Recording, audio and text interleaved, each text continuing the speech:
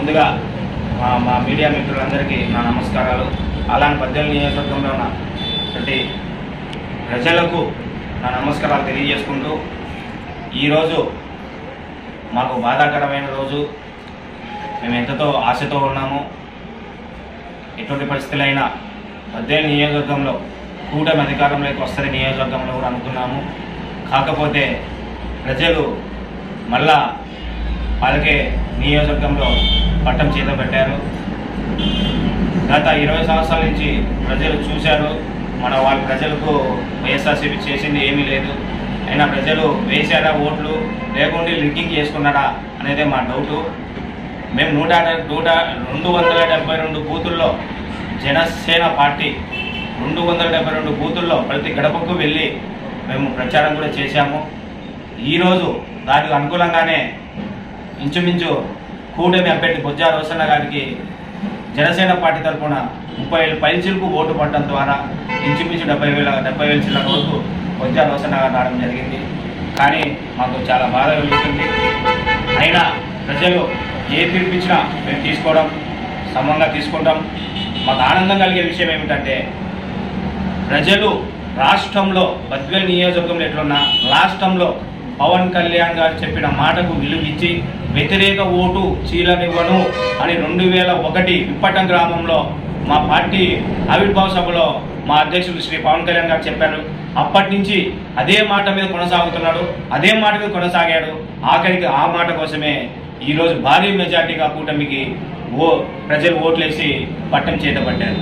అందులో మా జనసేన పార్టీకి 100% స్ట్రైక్ రేట్ తోటి 2 పార్లమెంటు 21 ఎమ్మెల్యే సీట్లు కూడా మాకు ఇవ్వడం చాలా సంతోషమైన విషయం.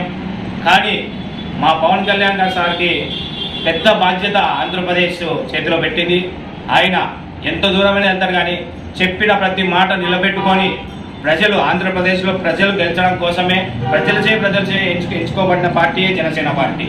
ఈ కూటమి ఖచ్చితంగా ఆయన ఏమేమి చెప్పాడో అన్ని ఒకటి కూడా ఎంత కష్టపడైనా సరే, ఎంతైనా చేసైనా సరే ప్రతిదీ ఆంధ్రప్రదేశ్ భవిష్యత్తును మార్చి, ఈ వైఎస్ఆర్సీపీ 5 సంవత్సరాలు గట్టుకాలంలో నెట్టేసి వెళ్ళిపోయింది. దాన్ని అంతా పక్కన పెట్టి ఆయన కేంద్ర ప్రభుత్వంతో ఎంతైనా పోరాడి పార్టీని మన ఆంధ్రప్రదేశ్ను మళ్ళా గడిలో వేసేటట్టు చేస్తాడు. ఇదే విధంగానే మా అధ్యక్షుల వారు కూడా మా పిఠాపురంలో ఇంచుమించు 70,000 చిల్లర మెజార్టీ ఇవ్వడం మాకు ఆనందంగా ఉంది. ఈ రోజు కూడా పిఠాపురాన్ని కూడా అక్కడ రోల్ మోడల్గా చేసి తీరుస్తారు మా అధ్యక్షుడు వారు శ్రీ పవన్ కళ్యాణ్ గారు. మా తరఫున 21 నియోజకవర్గాలు సరే, 21 నియోజకవర్గాలు జనసేన పార్టీకి కేటాయించి 21 నియోజకవర్గాల్లో ఒక రోల్ మోడల్గా చేసి చూపిస్తారు మా అధ్యక్షుడు శ్రీ పవన్ కళ్యాణ్ గారు. ఈరోజు చూడండి, మన కడపలో కూడా కూటమికి 6 సీట్లు ఇచ్చారు. అందులో మా జిల్లాలో జనసేన పార్టీ ప్రారంభించడం జరిగింది రైల్వే కోడ్ చాలా గొప్ప నియోజకవర్గం. పవన్ కళ్యాణ్ సార్ గారికి రైల్వే కోడ్ అంటే అమితమైన ప్రేమ. అక్కడ ఇల్లు కట్టుకొని కూడా ఉంటామని చెప్పారు పవన్ కళ్యాణ్ సార్. ఈరోజు జనసేన పార్టీకి ఇన్ని సీట్లు ఇచ్చారు, చాలా సంతోషం. కూటమికి కూడా మేము కూడా జనసేన పార్టీ తరఫున బీజేపీ గెలిచిన వాళ్లకు, తెలుగుదేశంలో గెలిచిన ఎమ్మెల్యే అభ్యర్థులందరికీ బద్వేలు నియోజకవర్గం జనసేన పార్టీ తరఫున మేము అభినందనలు తెలియజేసుకుంటూ, ఏం జరిగినా సరే బద్వేలు నియోజకవర్గం వరకు మేము ప్రతిపక్షంలోనే ఉంటాం. ప్రతిపక్షంగా ఉండి ఆల్రెడీ నియోజకవర్గంలో ఎన్ని అబంధ కష్టాలతో ఇల్లు, భూములు, కబ్జాలు ఏం చేసినా ఒక్కడిని కింది స్థాయి నుంచి పై స్థాయి వరకు ఎవరిని వదిలిపెట్టే క్వశ్చన్ లేదు. అన్ని బయటికి తీస్తాం. ఈ మున్సిపాలిటీలో 130 కోట్లు బై ఎలక్షన్లు వచ్చి మన జగన్మోహన్ రెడ్డి ఏమి ఇచ్చారని వీళ్ళు చెప్తున్నారు. ఆ 130 కోట్లు ఎట్టమైందో కూడా ప్రతి రూపాయి కూడా బయటికి తీసి వాళ్ళని ఎండకట్టుకోకుంటే ఈసారి వాళ్ళని వదిలిపెట్టే క్వశ్చన్ లేదు. ఇప్పటికే బద్వేలు మొత్తం సర్వనాశనం చేసి పడేశారు. ఇంకా వాళ్ళకి ఛాన్సే లేదు. ఎటువంటి పరిస్థితులైనా బద్వేలు నియోజకవర్గాన్ని మేము రాష్ట్రంలో అధికారంలో నుంచి మా పవన్ కళ్యాణ్ సార్కు మేము కాలం మీద పడి మేము సోమశిల బ్యాక్ వాటర్ కూడా తెప్పిస్తాం. అదేవిధంగా ప్రతి గ్రామంలో ప్రతి పంచాయతీలో ఎక్కడ ఏ సమస్యలు ఉన్నాయో అన్ని వెలికి తీసి మేము అధికారంగా ఇక్కడ ఉన్న వైఎస్ఆర్సీపీ ఉన్న నియోజకవర్గంలో వాళ్ళకి కాదని రాష్ట్రం నుంచి ప్రతి పన్ను రూపాయి ఒక్కొక్క రూపాయి తీసుకొచ్చి రాష్ట్రానికి మన బద్వేలు నియోజకవర్గం డెవలప్ చేస్తామని చెప్తూ, ఇదే విధంగా ఈ సుధారానికి కూడా బద్వేలు నియోజకవర్గంలో గెలిచినందుకు మేము శుభాకాంక్షలు తెలియజేస్తున్నాం.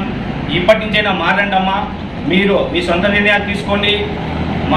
మీరు నిర్ణయాలు తీసుకొని ఎవడికో పట్టం కట్టి ఎవడో తీసుకొని ఎవడో చేసే బద్వేలు నియోజకవర్గాన్ని నాశనం చేయాలని చూస్తే కబస్తా మేమైతే ఒప్పుకుంటే క్వశ్చన్ లేదని తెలియజేసుకుంటూ, ఈసారి ఆంధ్రప్రదేశ్ ప్రజలకు అమూల్యమైన మంచి ఆలోచనతో కూటమిని ఎంచుకున్నారు.